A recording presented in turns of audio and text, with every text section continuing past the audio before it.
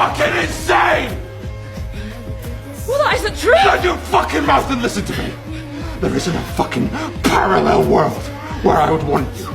Okay, so you stay away from me.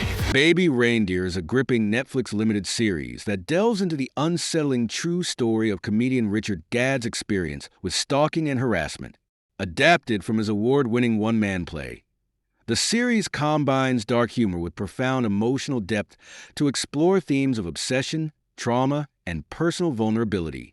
The episodes delve into Gadd's rising sense of paranoia as Martha's stalking escalates.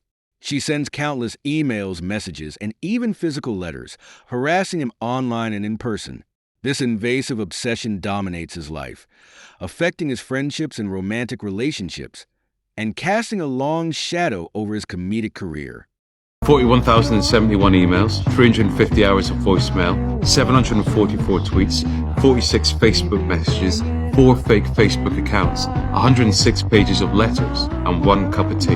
The show explores how Richard, despite his rising fame, becomes increasingly isolated and paranoid due to Martha's relentless pursuit. Over time, Richard starts questioning his own behavior, examining his role in allowing the situation to escalate. As Martha's actions turn more sinister, Richard faces growing pressure from those around him to deal with the situation, yet he struggles to navigate the moral and psychological complexity of it all. The show skillfully portrays the toll of being stalked and the limitations of the legal system when it comes to addressing such nuanced issues. Gadd's increasing helplessness is juxtaposed with his attempts to maintain control, leading to emotional confrontations with his past and unresolved trauma. In the end, Baby Reindeer paints a portrait of a man haunted by his own vulnerability, while posing questions about privacy, victimhood, and the thin line between empathy and exploitation.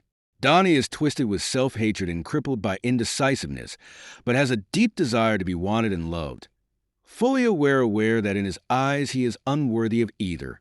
In episode 4, we had Donny's backstory when he was raped by a male adult, and quite a revelation it was.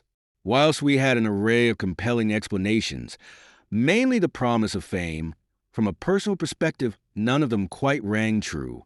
Donny's self-destructive aftermath and the craving for approval, even from the abuser, only fed his insecurities. The desperate need for validation and the frequent threads of pity are palpable throughout, intertwined with the importance of parental acceptance and support.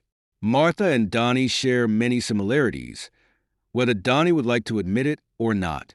They start out both as dreamers, lost in their imaginations and aspirations for the future. They are ceaseless when it comes to something they love and yearn for Donny appreciation and comedy, and for Martha, appreciation and Donny. I tell you what, mate. Why don't you Google something else? Serial stalker torments barrister's death child. What's that, mate? Serial stalker torments barrister's death child. Martha noticed his pain, which he recognizes when he said, "Martha saw me the way I wanted to be seen." And Donny saw hers, even if in the form of a free cup of tea. They also relate in their fears and in their depths of obsession. Her infatuation overcame him, and he too was soon obsessed. Even when in prison, her shadow lingered at the bus stop or in the answer phone messages which still flooded his ears.